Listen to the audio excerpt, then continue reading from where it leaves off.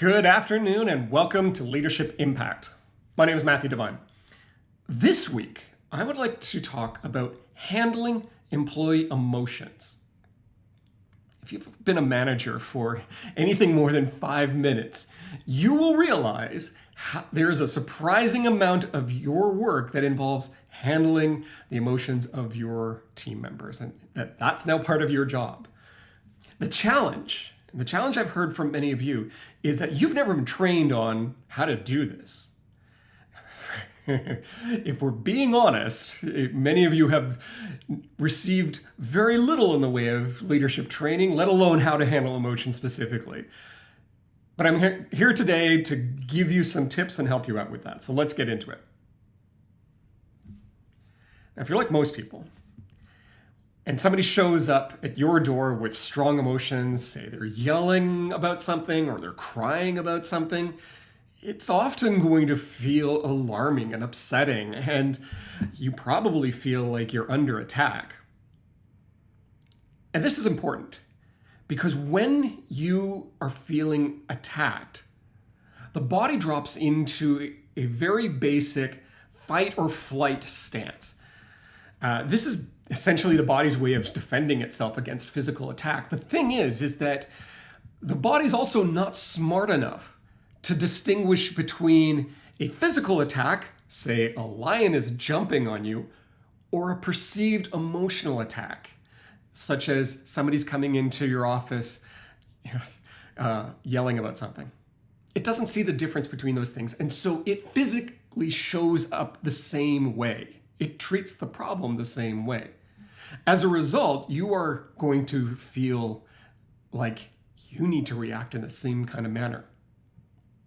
Now, what's happening in your brain is that you're not engaging your prefrontal cortex. Your thinking part of the brain is not being engaged in this moment. You're dropping into the limbic system. You're dropping into your lizard brain, the more primitive side of your brain, to figure out how to do, because it thinks it's under attack. And as a result, if an employee shows up with strong emotion, it could be anger, it could be sadness, you're likely going to do one of two things. First is you're going to defend yourself, or two, you're going to try to avoid it. You're going to avoid the problem. Now, if you defend yourself, you're more likely going to be arguing back. Maybe you'll raise your voice and yell back because they're yelling at you, and now everyone's yelling. This is a fight. You need to defend yourself. And so you're using your voice to get them to stop attacking you and stop having that emotion. And hopefully you can solve it, but if you're in a defense mode, this is how you're engaging your employee. Now, alternatively, you may choose to avoid this. This is going to be your flight response. You're not fighting, you're trying to get away from the problem. This shows up in a lot of ways. You may capitulate, you may give in to the other person's demand, saying, okay, you can have what you want, just stop yelling at me. I'll give you the thing to make you stop yelling at me. You make yourself smaller. You try to shrink away from the other person. You step back. Or you may deny it or deflect it and say, oh, that's not my problem, that's somebody else's issue. You may ignore it and say, oh, this isn't important, or pretend it doesn't exist. So there may be those kinds of ways of avoiding problems. Or you may physically retreat from it and walk out of the room and go away altogether and physically remove yourself from the situation. So you're avoiding the difficult emotion. Either of these responses, either to defend or to avoid, will not manage the emotional energy effectively. And neither will it provide the right solution to the problem that the employee is upset about. Sometimes the solution you try to implement is the wrong solution simply because you're trying to get it solved right away. So what can you do differently? There are 4 things. We're going to get into each of them. The first thing, to handle a situation where an employee shows up on your doorstep, into your office, on a Zoom call, showing a lot of strong emotion, is to recognize that, first off, that you are not under attack. Now, I want to put this in context. The person may be yelling at you, but this is not the same as a lion attacking you or a bear attacking you. We're not under physical attack from this other person. They are showing up with a lot of emotion. They're showing up with a lot of passion. But recognizing that you are not under attack, they are attacking the problem, the issue. You just happen to be the person standing there. But when you recognize that you're not under attack, you now have the ability to choose how you're going to respond. And your goal in this moment is to have a more measured response. Now, your body is still going to be experiencing that fight or flight instinct. It's still going to be there. You're going to feel it. And it will take a moment or two for that reaction to calm itself down, for you to get back to base level. And you may be tempted to yell and run away from the problem, but neither of these are going to be effective. If you do that, you're going to risk escalating the problem or avoid dealing with the problem. Instead, you need to give yourself some time to allow your body to calm down so that you can respond more effectively. So first off, recognizing that you're not under attack, that they're attacking the problem, not you, you want to slow down. You want to slow everything down. Slow your voice down, slow your responses down. When we're excited, we tend to speak more quickly. We tend to react more quickly. We start doing things more quickly. But slowing down your pace, and it will feel weird, especially if you feel this pressure of wanting to react, it will actually calm you down. The second thing you want to do is lower your voice. And lower your voice in a couple of ways. When we're excited, we can get louder. Our voice gets louder, our pitch goes up because we're excited. We want to do the opposite. Instead, keep your volume down. So you're not speaking loud. In fact, err on quieter. And speak in a lower register, so deepen the voice. This will communicate a steadiness, confidence, clarity. You may not be feeling it inside, but the other person is going to pick up on that emotional response that you're giving out. Quiet, calm, measured. This is going to naturally give them pause, encourage them to slow down to your pace and down to your volume. And remember to breathe throughout all of this. When we get excited, we can start breathing in short, shallow breaths, and this just increases our own tension. It's intended to keep our energy up because you're trying to defend yourself. But slowing your breathing down and consciously taking a deeper breath, letting it out, will help calm you down.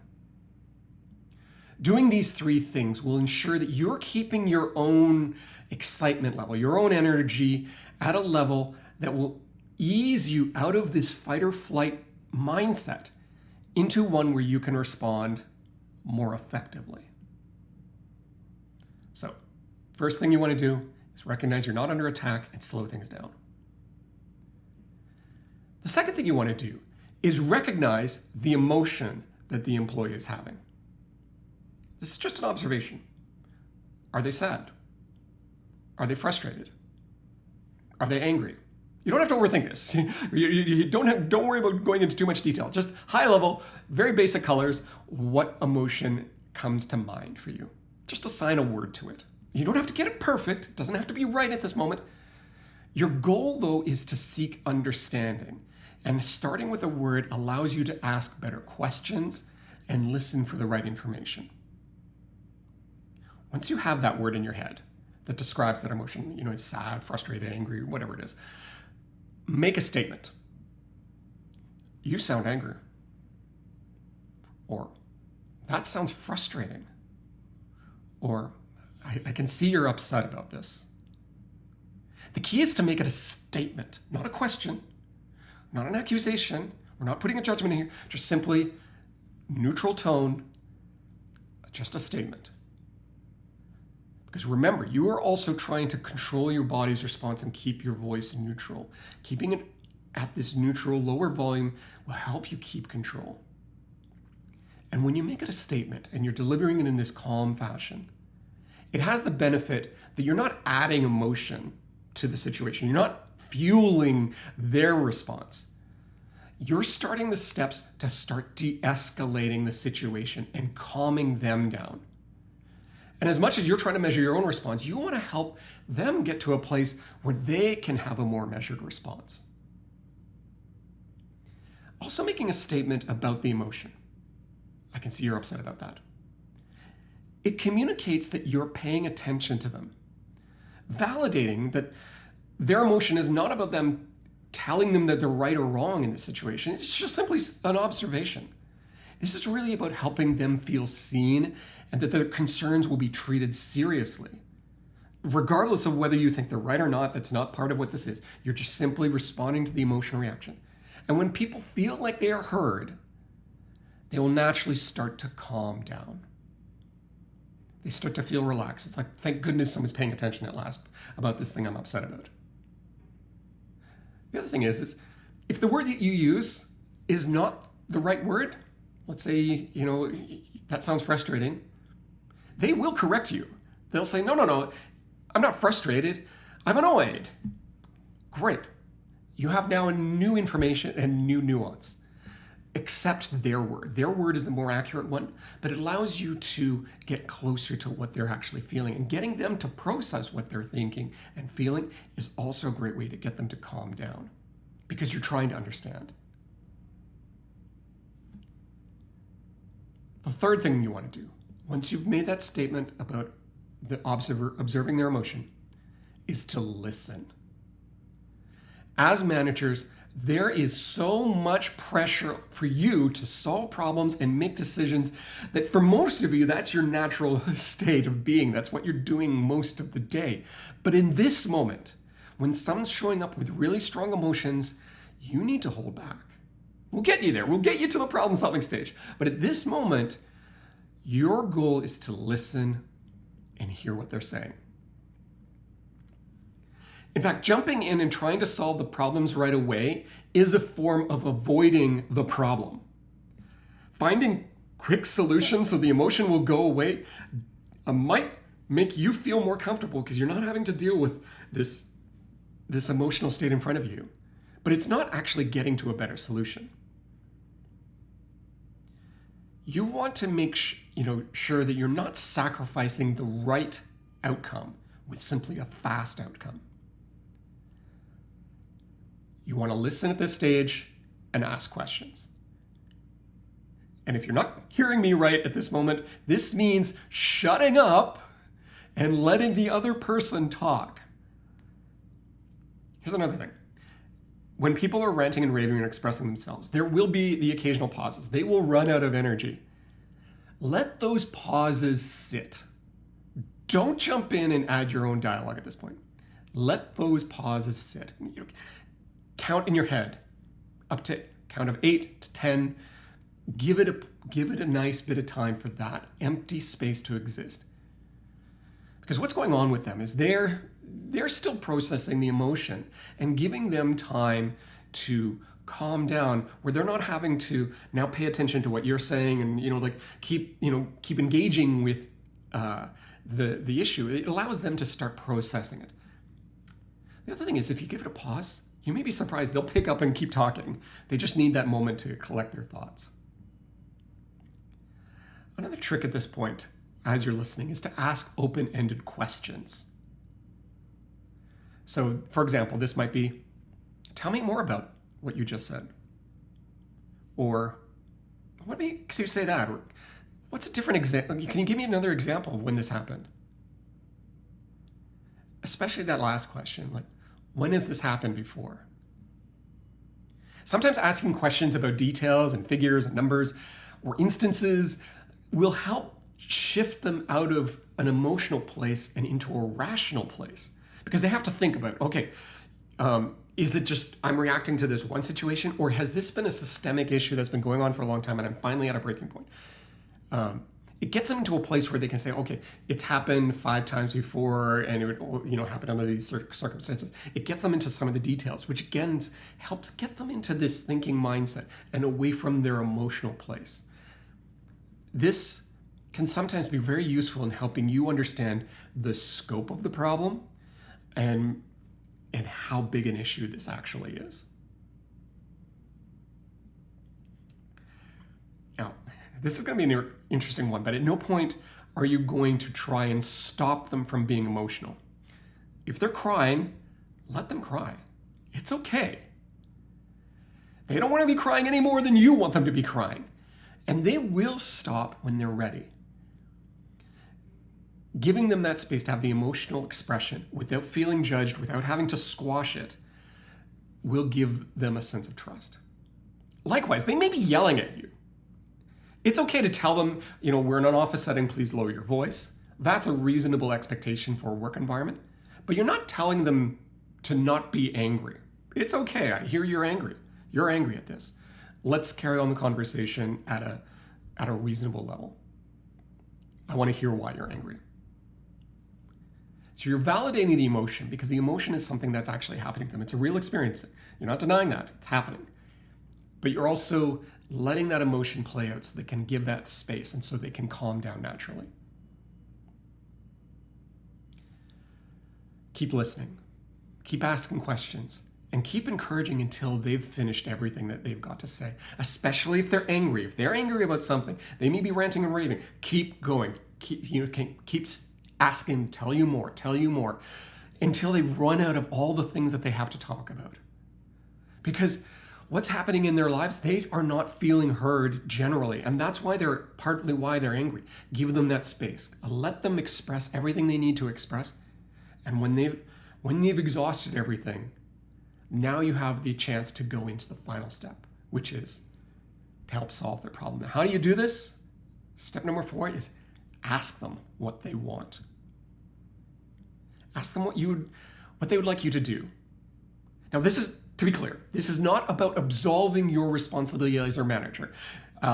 You still are accountable for trying to make sure your work program is going forward. But rather, this is about giving them agency in this moment. Being an emotional state, if they're in an emotional state, whether it's being angry or being sad, they're going to be feeling vulnerable and they're going to be feeling scared. Allowing them choice gives them a chance to take ownership of the situation, allows them to gain back confidence because now they can make a decision. And making a decision seems like they can control the situation that has felt out of control. And sometimes what they need from you is just simply, they just needed somebody to talk to. They just needed you to listen. They don't need you to do anything, but you've given them the opportunity to tell you what they need. Then again, they may realize they need something specific from you, where initially they're so wrapped up in their emotion, they don't know what they want. But coming through that emotion, they may realize, okay, actually, what I really need is for you, manager, to do this, or I need this information, or it would really help if you talk to that other person. An alternate question you might ask would be, how would they like this situation to be resolved?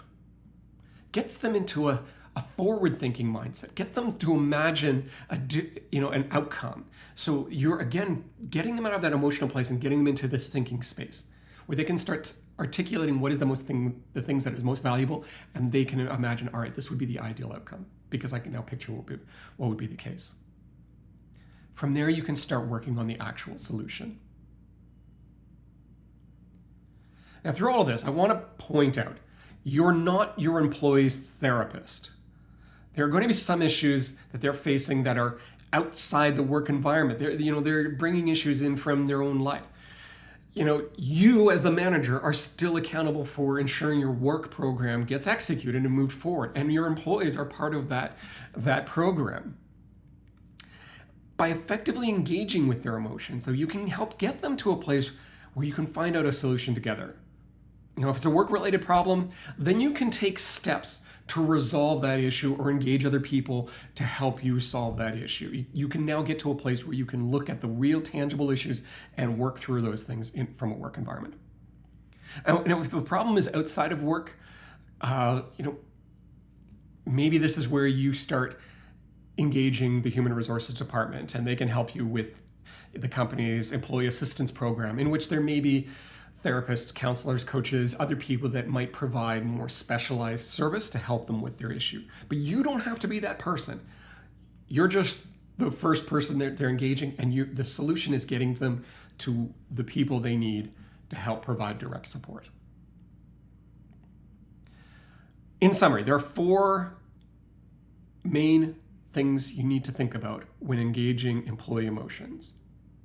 First is to recognize that you're not under attack and that you have choice to be able to control your own emotions in this situation, so you can respond calmly and effectively. 2 is naming the emotion, so understanding what emotion you're seeing, but also putting it out in the conversation, making a statement saying, looks like you're feeling frustrated by this. Gives them a chance to respond to that and get clarity around what's actually the real issue. 3, listening. Listen for details, listen for information, listen to what are the other contributing factors so you understand the scope of this issue. And 4, give them agency by asking what they want. What is the outcome they would like to see? This helps you get to a place where you can now start executing a solution. And by doing these things, your leadership is going to have a greater impact because your people are going to trust you more. They're going to feel like you hear them and you understand them and you're actually solving the real problem that's in front of them. Now, I saw there was a question a moment ago. Froxy, did you want to ask a question? I'm going to invite you to be able to speak up. So this is the first time I've done this, so let's see how this works.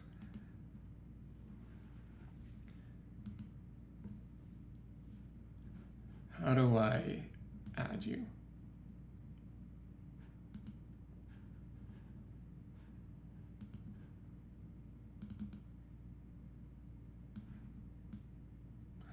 There's a way in here to add somebody to the call. How do I do that?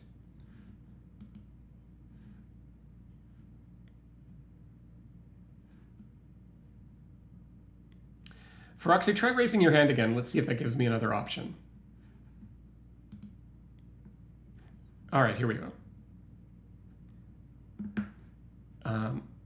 I've brought you to the front. You should be able to speak. Try talking now.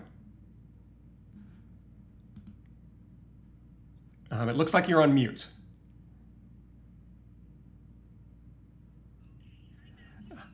Yep, I can hear you. Great. Hi, Roxy. How are you doing?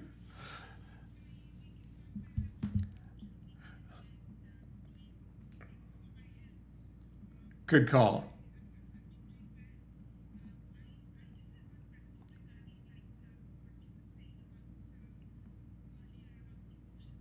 Yeah.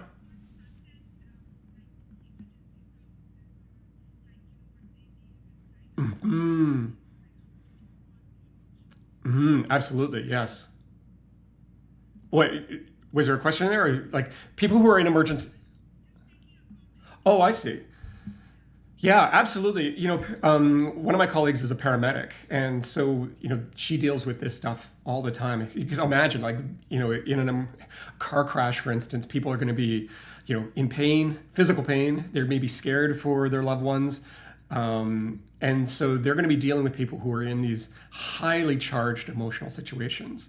And one of the things that they are trained to do, actively trained to do, is enter the situation in a calm manner. In fact, if you've ever watched firefighters, they do the same thing. They arrive at a scene, they're not running around. They are calmly gathering their equipment, they are calmly approaching the situation, they are observing the environment, and they are asking the questions, because all of this helps ensure that they are also in a good place emotionally themselves, but also they can help people who are naturally panicked and reasonably panicked in dealing with helping them calm down as much as you can in those scenarios. So yeah, that's a great addition. And there's so many health professionals who are likewise trained. And it's the challenge for a lot of managers who are working in your sort of normal sort of corporate office job. They're leading engineering teams or finance teams. Like they're not on the front lines of where people are at the most emotional state. Yet even in those cases, somebody's going to show up at their office dealing with something that's emotional. Okay. That brings me to the end of my talk today. If you have anything that you want to carry on, if any of what we've talked about today inspires an idea or thought, feel free to send me a direct message afterwards, and happy to carry on the conversation. Or take a look in my bio. I've got a link. You can book a call and we can actually have a real conversation. So thank you, everyone, for attending today's session. My name is Matthew Devine. I'm an executive coach based in Toronto, Canada. My mission is to help managers and leaders rediscover their voice and their confidence so they can lead with authority and with impact. So until next time, let's get to work. Bye, everyone.